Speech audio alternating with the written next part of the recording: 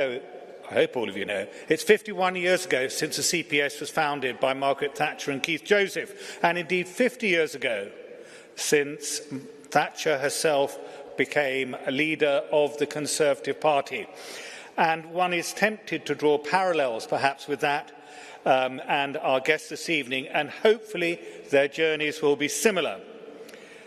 But what Kemi has inherited as leader is a very totally different circumstance than that which Thatcher faced.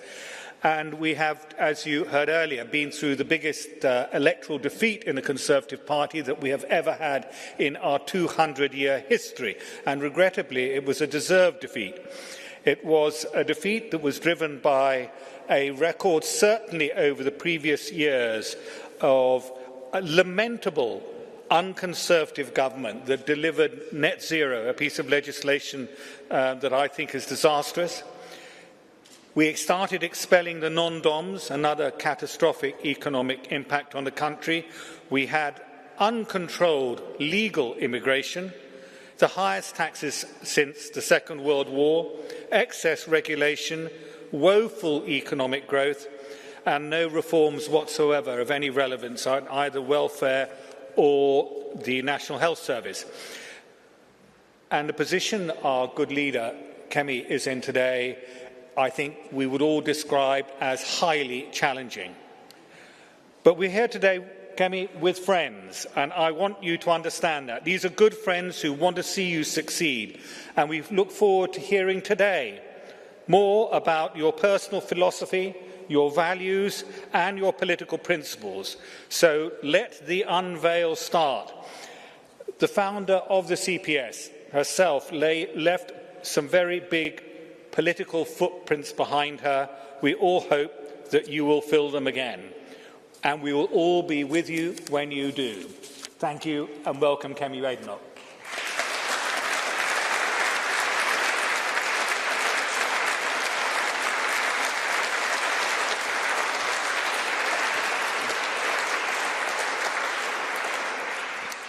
Good evening, ladies and gentlemen. Today we honour Margaret Thatcher. Not just...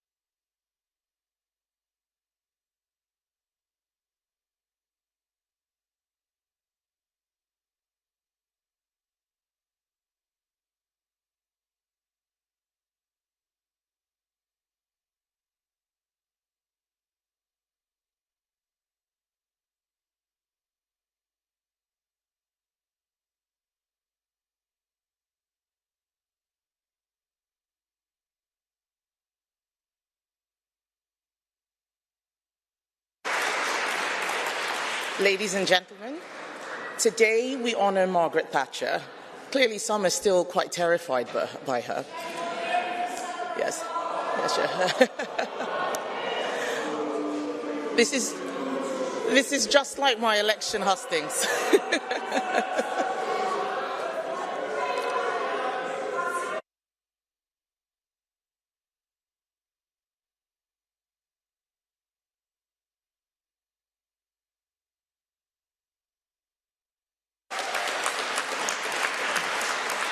But it just goes to show that the left still believe that she is to blame for everything that is going wrong in their lives. And that is why it is so critical that all of us here honour Mrs. Thatcher, not just as Britain's first female Prime Minister, but as the leader who saved our country from that lot.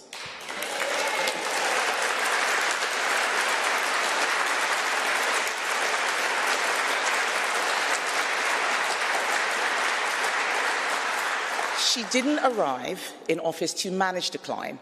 She came to reverse it. When she took over, Britain was broken. High taxes punished success. Unions held the government hostage. Inflation soared. Businesses collapsed, and the state grew bigger, taking more control over people's lives while delivering less. Before my father died, I remember asking him why he never bought a home in the UK when he could have. And he said to me, no one really wanted to live in the UK in the 1970s. It was a country in decline. So many wealthy people were leaving that their homes were being sold so cheaply. Mrs. Thatcher changed all that. She cut taxes, backed business, and gave people the right to own their own homes and build their own futures. She stood firm against socialism, bureaucracy, and decline, and she won. For me, Mrs. Thatcher wasn't just a historical figure. She shaped my entire view of politics, of leadership, and of Britain itself. Many of you will know that I was born in London, but I spent much of my childhood in Nigeria, where I saw firsthand what happens when a country embraces socialism and autocracy.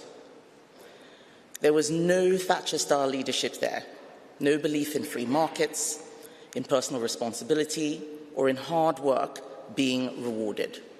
Instead, there was corruption, state control, and economic decline. I remember constant power cuts growing up, shortages, and the fear that came with living in a place where the state was strong, but the people were weak. I also remember boys in my class at school mocking girls and telling us our place was in the kitchen. Two words always shut them up: Margaret Thatcher.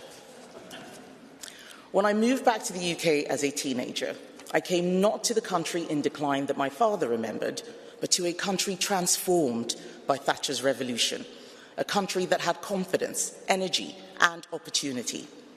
I saw what leadership could do, what conservative principles could achieve, and I realised that Britain was special.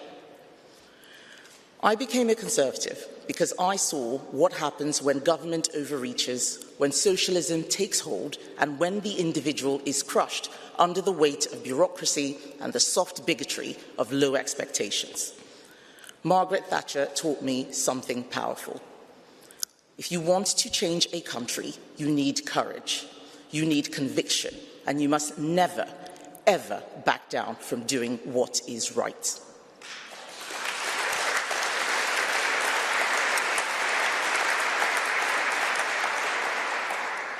That belief has driven me ever since. It drove me in business, it drove me in politics, and it drives me today as leader of the Conservative Party. Lady Thatcher didn't just transform Britain at home. She re-established our country as a global power, not just through economic revival, although she did that, but by standing firm in the world, protecting British interests, and refusing to be bullied. She understood a fundamental truth. A strong nation is clear about who its enemies are and what its interests are.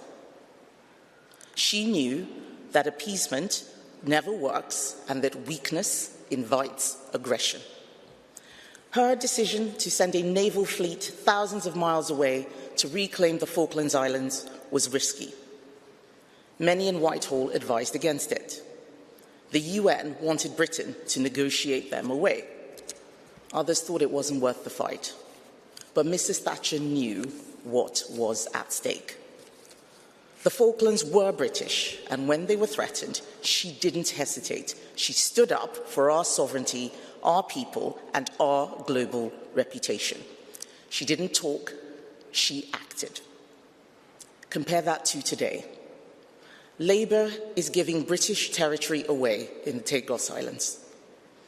Billions of taxpayers' money will be wasted on appeasement, handing over land that is strategically vital, ignoring Chagosians who have proudly waved the Union Jack and proudly proclaimed loyalty to the Crown.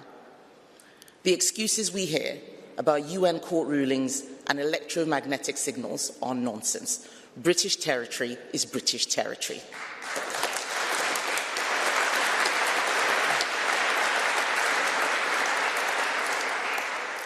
Mrs. Thatcher knew that. She defended it. Labour surrenders it. Mrs. Thatcher led Britain through the Cold War, a time when our way of life was under direct threat. She was pragmatic about our enemies. She saw the Soviet Union for what it was, a hostile force determined to challenge the West. She didn't hesitate to use economic power as a weapon. She understood that rapid mobilization forces a quicker, more pragmatic resolution than years of war. Would she have supported a moratorium on gas exports that helps Russia? No. Would she have failed to see what's at stake in Ukraine? No. She would have understood, as we must, that we cannot return to a world where enemy states redraw borders through war. A weak Britain emboldens our enemies. A strong Britain, clear in its purpose, keeps us safe. Britain is once again on the wrong path. Labour has returned to the old failed ideas of high spending, high taxes and more government control. The state is bigger than ever, yet failing in its basic duties. Immigration is too high. Crime is rising, businesses are over-regulated, and working people are being squeezed. Conservatives have to take responsibility for some of this too. We also have to fix it. We cannot meet this moment with half measures. We must be as bold as Mrs. Thatcher was. That is why, under my leadership, the Conservative Party will return to first principles just as she did. Tomorrow, I will be launching the Conservative Party's biggest policy renewal programme in 50 years. We're not announcing detailed policies tomorrow, but we know where we need to get to. We know that we will cut taxes and scrap burdensome regulations so businesses can grow, jobs can be created, and hard work is rewarded. We know we will fight for secure borders and law and order, because a country that cannot defend itself at home or abroad is a country in decline. We know we must shrink the size of the state and end government waste and dependency, because people should decide how to spend their money, not politicians. And we know we must stand up for Britain's values and history, because we should never apologise for our success.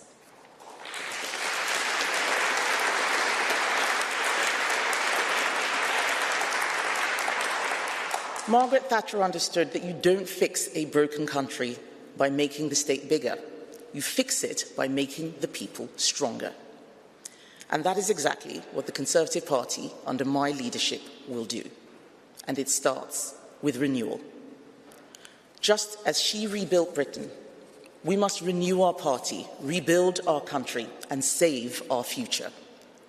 Margaret Thatcher didn't fight to make Britain comfortable with decline. She fought to make it great again. Britain's future will not be written by the socialists shouting in the audience. It will not be written by the bureaucrats or the do-mongers. It will be written by us. I wouldn't be standing here today as the leader of the Conservative Party without Margaret Thatcher's legacy. To be honest, none of us would have heard of the Centre for Policy Studies if she had failed. It is our job now to make sure that we all here today live up to her legacy. Thank you.